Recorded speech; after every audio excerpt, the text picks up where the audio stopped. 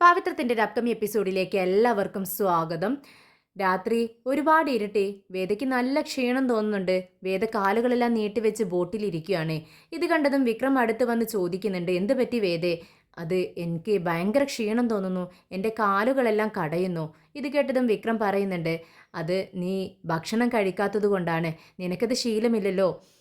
എന്തായാലും നീ കാലുകളെല്ലാം ഇങ്ങോട്ടേക്ക് നീട്ടിവെക്ക്, ഞാൻ മസാജ് ചെയ്തു തരാം, അപ്പോൾ കുറച്ച് ഭേദമുണ്ടാവുമെന്ന് പറയുകയാണ്. എന്നിട്ട് വിക്രം അവിടെ വേദയുടെ അരികിൽ ഇങ്ങനെ ഇരിക്കുന്നുണ്ട്. എന്നാൽ വേദ സമ്മതിക്കുന്നില്ല. വേദ പറയുന്നുണ്ട്, ഏയ് വേണ്ട, അതൊന്നും ആവശ്യമില്ല വിക്രം. എന്നാൽ വിക്രം സമ്മതിക്കുന്നില്ല. വേദി, ഞാൻ പറയുന്നതൊന്ന് കേൾക്ക്, കാലുകൾ ഞാൻ മസാജ് ചെയ്തു തരാം, അപ്പോൾ നിനക്ക് കടച്ചിൽ കുറച്ച് ആശ്വാസം കിട്ടുമെന്ന് പറഞ്ഞ് ബലമായി തന്നെ വേദയുടെ കാലുകളെല്ലാം നീട്ടിവെച്ച് വിക്രം അങ്ങനെ മസാജ് ചെയ്ത് കൊടുക്കുകയാണ്. കുറച്ച് നേരം മസാജ് ചെയ്യുന്നുണ്ട്. ഇതേ സമയം വേദ വിക്രമിൻ്റെ മുഖത്തേക്ക് നോക്കുന്നുണ്ട്. വിക്രം വേദയുടെ മുഖത്തേക്കും ഇടയ്ക്കിടയ്ക്ക് അങ്ങനെ നോക്കുവാണ്. കുറച്ച് നേരം വേദ കടലിലേക്ക് നോക്കിക്കൊണ്ടിരിക്കുന്നുണ്ട്. കുറച്ച് സമയം കഴിഞ്ഞതും വിക്രം ചോദിക്കുന്നുണ്ട്, ഇപ്പോഴെങ്ങനെയുണ്ട്? കുറച്ച് ആശ്വാസമുണ്ട്. ശരി, നീ മനസ്സിൽ ടെൻഷനൊന്നും വിചാരിക്കേണ്ട, നമ്മൾ രക്ഷപ്പെടും. എന്നാൽ വേദ ചോദിക്കുന്നുണ്ട് വിക്രമിനോട്, നമ്മൾ രക്ഷപ്പെടുമോ? നീ എന്താ വേദ ഇങ്ങനെയൊക്കെ ഇപ്പോൾ ചോദിക്കുന്നത്? മനസ്സെപ്പോഴും പോസിറ്റീവായി ചിന്തിക്കണം, എങ്കിൽ മാത്രമേ നമുക്ക് ഒരു എനർജി കിട്ടത്തുള്ളൂ. ഇങ്ങനെ തളർന്നു പോകരുത്. പോസിറ്റീവായി ചിന്തിക്കണമെന്നുണ്ട്, പക്ഷേ എൻ്റെ മനസ്സിലേക്കൊന്നും വരുന്നില്ല.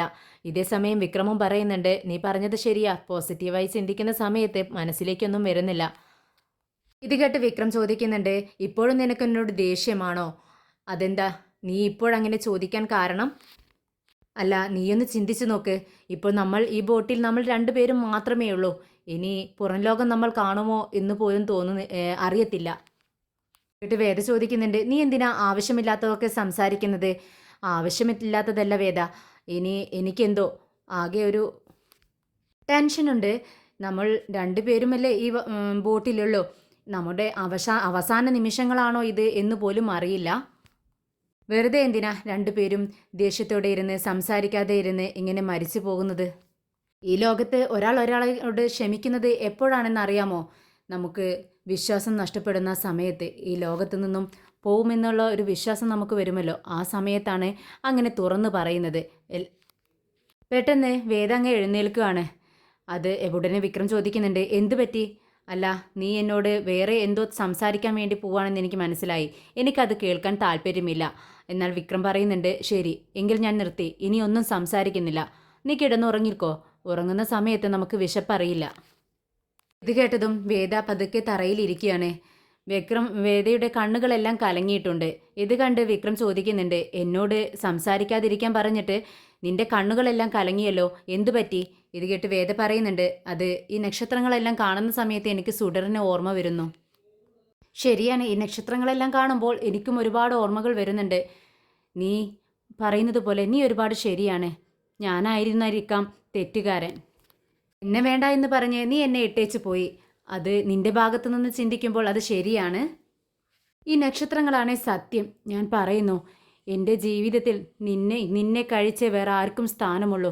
നീയാണ് എൻ്റെ ജീവിതത്തിലെ എൻ്റെ എല്ലാം. ഞാൻ വലിയൊരു തെറ്റ് ചെയ്തു, നിന്നോട് തെറ്റ് ചെയ്തു. എന്നോട് നീ പൊറുക്കണം എന്നിങ്ങനെ പറഞ്ഞുകൊണ്ടിരിക്കുകയാണ് വിക്രം. എന്നാൽ വേദ ഇതൊന്നും കേൾക്കുന്നില്ല. വേദ കിടന്നതും അങ്ങ് ഉറങ്ങിപ്പോയിരുന്നു. പിന്നെ വിക്രം ചെന്ന് കിടന്ന് ഉറങ്ങുന്നുണ്ട്. നേരം വെളുത്തു വിക്രം കണ്ണ് തുറന്ന് നോക്കുന്നതും കരയാണ് കാണുന്നത്. കുറച്ചകലെ വിക്രം സന്തോഷത്തോടെ അലറി വിളിക്കുന്നുണ്ട്. ഇത് കേട്ടതും വേദം ഉണരുവാണ്. അകത്തുനിന്ന് ഓടി വരുന്നുണ്ട്. എന്ത് പറ്റി വിക്രം? നീ അങ്ങോട്ട് നോക്കെന്ന് പറഞ്ഞ് ചൂണ്ടിക്കാണിക്കുകയാണ്. അങ്ങനെ വേദ നോക്കുന്ന സമയത്ത് അത് കരയല്ലേ എന്ന് ചോദിക്കുകയാണ്. അതെ, കര തന്നെയാണെന്ന് പറഞ്ഞ് രണ്ടുപേരും ചിരിക്കുകയാണ്. എന്നാൽ കൺമണി ഇതേ സമയം വിക്രമിനെ കുറിച്ച് അന്വേഷിക്കുകയാണ് രാജേട്ടനോട്. രാജേട്ടനും അനിയൻകുട്ടനും കൂടെ പറയുന്നുണ്ട്, അത് ഈ ബെല്ലാരാജ എന്ന് പറയുന്ന വ്യക്തി അത്ര നല്ല വ്യക്തിയല്ല. അദ്ദേഹം എതിരാളികളെ കൊണ്ടുപോയി കടലിൽ കല്ല് കെട്ടി താഴ്ത്തലാണ് അദ്ദേഹത്തിൻ്റെ പണി. അങ്ങനെയാണ് ശത്രുക്കളെ ഇല്ലാതാക്കുന്നത്. ഇത് കേട്ട് കൺമണിയുടെ അച്ഛൻ ചോദിക്കുന്നുണ്ട്, അപ്പോൾ നമ്മുടെ വിക്രമിനെയും അവൻ എന്തെങ്കിലും ചെയ്തു കാണുമോ? ഉടനെ രാജേട്ടൻ പറയുന്നുണ്ട്, ദേ ആവശ്യമില്ലാത്തതൊന്നും പറയല്ല അച്ഛാ, അങ്ങനെയൊന്നും സംഭവിക്കില്ല. ഉടനെ കൺമണി ചോദിക്കുന്നുണ്ട്, അല്ല വിക്രമിൻ്റെ എന്തെങ്കിലും വിവരം കിട്ടിയോ? ഇല്ല, ഒന്നും അറിഞ്ഞിട്ടില്ല. എന്തായാലും ബെല്ലാരാജയ്ക്കല്ല അവനേക്കാൾ വലിയ ആൾ വന്നാലും നമ്മുടെ വിക്രമിനെ ഒന്നും ചെയ്യാൻ അവനക്ക് കഴിയില്ല. ഇത് കേട്ട് കൺമണി ദേഷ്യപ്പെടുകയാണ്. എന്തിനാ ഈ വിക്രം വേദയ്ക്ക് എന്തെങ്കിലും പ്രശ്നം വരുമ്പോൾ എടുത്തു ചാടി ഇങ്ങനെ ഓടുന്നത്? എപ്പോഴും വേദ കാരണം വിക്രമിന് ഓരോ പ്രശ്നങ്ങൾ ഇങ്ങനെ വന്നുകൊണ്ടിരിക്കുകയാണ്. ഇത് കേട്ട് രാജേട്ടനൊട്ടും ഇഷ്ടപ്പെടുന്നില്ല. രാജേട്ടൻ പറയുന്നുണ്ട്, കൺമണി നീയൊന്നും മിണ്ടാതിരിക്കേ, ഞങ്ങളിവിടെ വിക്രമിൻ്റെ വിവരങ്ങളൊന്നും അറിയാത്തത് കൊണ്ടുള്ള ടെൻഷനിലിരിക്കുകയാണ്. ഇതേ സമയം വിക്രമും വേദയും കാറ്റത്ത് ബോട്ടെങ്ങനെ ഒഴുകി ഒഴുകി വന്ന് കരയോടങ്ങ് അടുക്കുവാണ്. അതിൽ നിന്നും പെട്ടെന്ന് രണ്ടുപേരും ചാടി ഇറങ്ങുന്നുണ്ട്. വേദ വളരെ സന്തോഷത്തിലാണ്.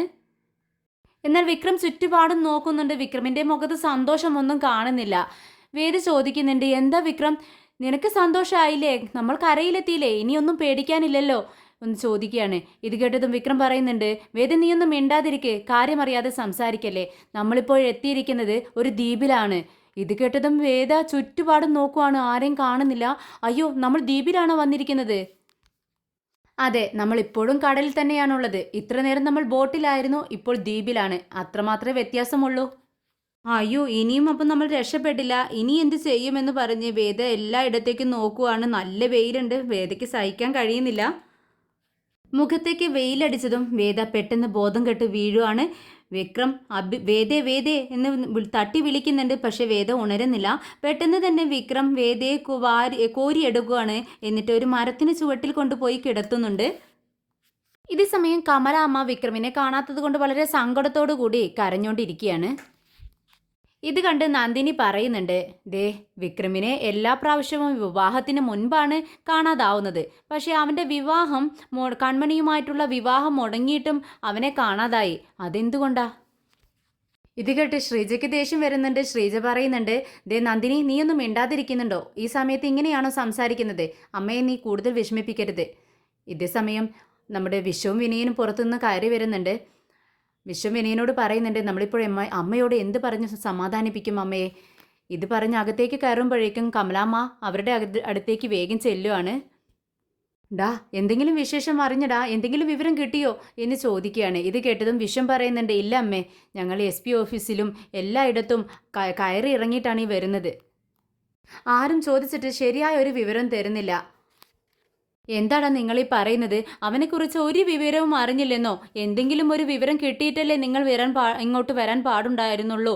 ഇത് കേട്ടതും വിശ്വം പറയുന്നുണ്ട്, ദേ അമ്മേ, നമ്മളൊന്നും പറഞ്ഞിട്ട് ഒരു കാര്യവുമില്ല. നമ്മുടെ ആവശ്യങ്ങളൊന്നും കേൾക്കാനുള്ള മനസ്സവർ കാണിക്കുന്നില്ല. ആരും ഒന്നും മിണ്ടുന്നില്ല.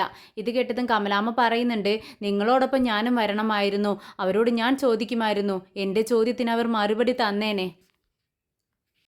ഉടനെ വിനയം പറയുന്നുണ്ട്, അമ്മ എന്താണ് ഈ പറയുന്നത്? അവിടെ ചെന്ന് പ്രശ്നമുണ്ടാക്കാനൊന്നും പറ്റത്തില്ല. ഈ കളക്ടർ ഓഫീസിലും SP ഓഫീസിലുമൊക്കെ നിറയെ പോലീസുകാരാണ്. അവിടെ ചെന്ന് പ്രശ്നമുണ്ടാക്കിയാൽ തൂക്കിയെടുത്ത് ഉള്ളിലിടും. പിന്നെ കളക്ടർ ഓഫീസിൽ നിന്നും കളക്ടറെ രക്ഷിക്കാൻ അവർക്ക് ഒട്ടും കഴിവില്ല. എന്നിട്ടല്ലേ നമ്മളെ പിടിച്ച് അകത്തിടുന്നത്.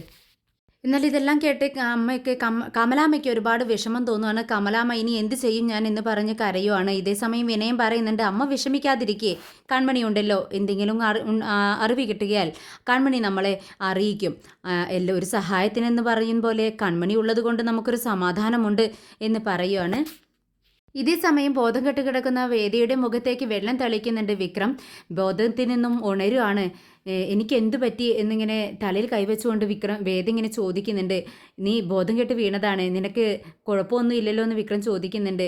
എന്നാൽ വേദയ്ക്ക് തല ചുറ്റുന്നത് പോലെ തോന്നുവാണ്. ഉടനെ വിക്രം പറയുന്നുണ്ട്, നിനക്കിങ്ങനെ കറങ്ങുന്നത് പോലെ തോന്നുന്നുണ്ടാവുമല്ലേ?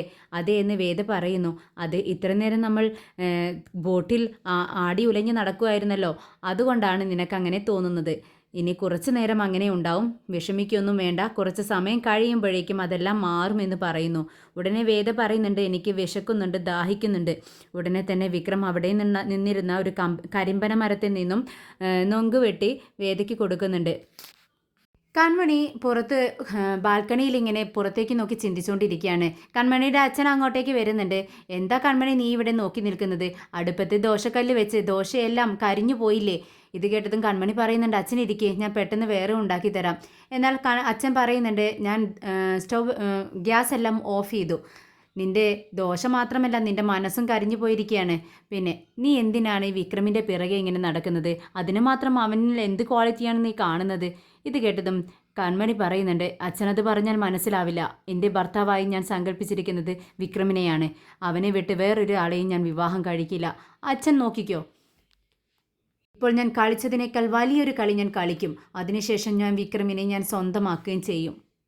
ഇത്രയും പ്രശ്നങ്ങളുണ്ടായിട്ടും നീ വീണ്ടും കുറുക്കു വഴിയെ ചിന്തിക്കുകയാണോ കൺമണി? പിന്നെ ഞാൻ എന്താണ് ചെയ്യേണ്ടത്?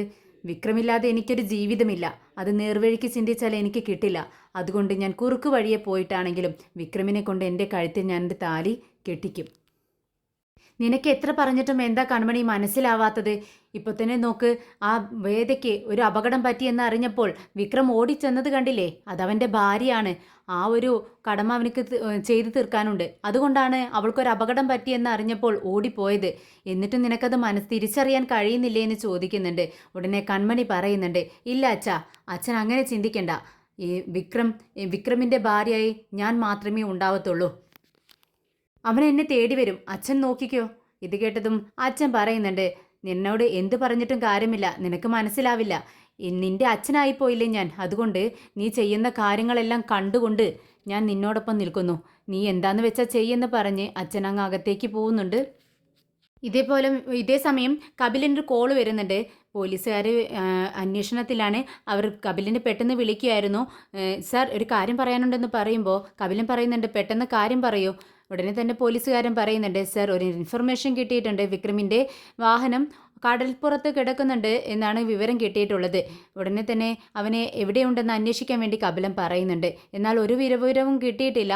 വിക്രമിനെ പോലെ ഒരാൾ കടലിലേക്ക് പോയി എന്നാണ് അവർ പറയുന്നത്. ഉടനെ തന്നെ കപിലൻ പറയുന്നുണ്ട്, എന്തായാലും വിക്രമിനെക്കുറിച്ച് വിശദമായി അന്വേഷിക്കണം, അത് വിക്രമായിരുന്നോ എന്ന് ഉറപ്പിക്കണമെന്ന് പറയുന്നു. ഇതേ സമയം ദ്വീപിലകപ്പെട്ട വിക്രമും വേദയും സംസാരിച്ചുകൊണ്ടിരിക്കുകയാണ്. ഇനി എന്ത് ചെയ്യുമെന്നാണ് വേദ ചോദിക്കുന്നത്. ഒന്നും ചെയ്യാനില്ല, നമ്മൾ എവിടെയാണെന്ന് ആർക്കും അറിയത്തില്ല. പോലീസുകാർ അന്വേഷിക്കുന്നുണ്ടാവും, പക്ഷേ എങ്ങനെ കണ്ടെത്താൻ പറ്റും? നമ്മളിപ്പോൾ എവിടെ പോയ ഏത് സ്ഥലത്താണ് ഉള്ളത്, ഈ ദ്വീപ് എവിടെ കിടക്കുന്നു എന്ന് പോലും അറിയത്തില്ല. ഇവിടെ ഏത് ഭാഷയാണ് സംസാരിക്കുക എന്നും അറിയില്ല എന്നൊക്കെ ഇങ്ങനെ പറഞ്ഞുകൊണ്ടിരിക്കുകയാണ്. ഇതേ സമയം വേദ പറയുന്നുണ്ട്, നിന്നോടൊപ്പം വന്ന എന്നെ പറഞ്ഞാൽ മതിയല്ലോ എന്ന് പറയുകയാണ്. ഇത് കേട്ടതും വിക്രം അന്തം വിട്ട് വേദയുടെ മുഖത്തേക്ക് നോക്കുകയാണ്. എന്നിട്ട് പറയുന്നുണ്ട്, അതെ, നീ എന്നോടൊപ്പം അല്ല വന്നിരിക്കുന്നത്, ഞാൻ നിന്നെ തേടിയാണ് വന്നത്. പോലീസുകാർ തിരഞ്ഞിട്ടും കണ്ടില്ല. ഞാൻ വന്നില്ലായിരുന്നു എന്നുണ്ടെങ്കിലുണ്ടല്ലോ, ആ ഗുണ്ട നിന്നെ വെള്ളത്തിൽ താഴ്ത്തിയേനെ. എന്നിട്ട് മീനുകൾക്ക് നീ ഭക്ഷണമായേനെ. അല്ല, ഇതൊന്നും ശ്രദ്ധിക്കാതെ വേദ പറയുന്നുണ്ട്, എനിക്ക് വിശക്കുന്നു. വിക്രമിന് ദേഷ്യം വരുവാണ്. ഏതു നേരം നീ വിശക്കുന്നു എന്നിങ്ങനെ പറഞ്ഞുകൊണ്ടിരിക്കുന്നു. എന്തൊരു വിശപ്പാടി നിനക്ക്? ഇത് കേട്ടതും വേദ പറയുന്നുണ്ട്, രാവിലെ കുറച്ച് നൊങ്ക് കഴിച്ചു, അതുകൊണ്ട് എൻ്റെ വിശപ്പ് മാറുമോ? നിനക്കും വിശക്കുന്നില്ലേ? നീ എന്തിനാ ഇങ്ങനെയൊക്കെ പറയുന്നത്? ഇത് കേട്ട് വിക്രം പറയുന്നുണ്ട്, കുറച്ച് നൊങ്ക് കൂടി ഇരിക്കുന്നുണ്ട്, നീ അത് കഴിക്ക്. ഉടനെ വേദ പറയുന്നുണ്ട്, വേണ്ട, എനിക്കത് വേണ്ട, എനിക്ക് സോളിഡായിട്ടുള്ള എന്തെങ്കിലും ഭക്ഷിക്കണം. ഉടനെ തന്നെ വിക്രം പറയുന്നുണ്ട്, ദേ, നിനക്കിരുന്ന് ഇങ്ങനെ ഓർഡർ ചെയ്താൽ മതി, ഞാനത് നിനക്ക് ഉണ്ടാക്കി തരണമല്ലേ? ഇത് കേട്ടതും വേദ പറയുന്നുണ്ട്, ദേ, ഞാൻ എനിക്ക് പറയാനുള്ളത് പറഞ്ഞു, നിനക്ക് പറ്റുമെങ്കിൽ ഉണ്ടാക്കിത്താ, അല്ലെങ്കിൽ ഞാനിവിടെ കിടന്ന് മരിച്ചോളാം. ഇത് കേട്ടതും വീണ്ടും വിക്രം മീൻ പിടിക്കാനായി കടലിലേക്ക് ഇറങ്ങുന്നു. അങ്ങനെ വിക്രം ഒരു കമ്പ് കൊണ്ട് മീനുകളെ കുത്തിപ്പിടിക്കുകയാണ്. അങ്ങനെ കരയിൽ കൊണ്ടുവന്ന് വേദയ്ക്ക് ചുട്ടു കൊടുക്കുകയാണ്. ചുടുന്നതിനിടയിൽ വിക്രം പറയുന്നുണ്ട്, ഇതിൽ മുളകോ ഉപ്പോ ഒന്നും തന്നെ ഉണ്ടാവില്ല, വിശക്കുന്നെങ്കിൽ അതങ്ങ് കണ്ണ് അടച്ച് കഴിച്ചോളണം. വിക്രം ഇങ്ങനെ കൂളായി സംസാരിക്കുന്നത് കണ്ട് വേദ ചോദിക്കുന്നുണ്ട്, വിക്രം, നിനക്ക് പേടിയോ ഭയമോ ഒന്നും തന്നെ ഇല്ലേ?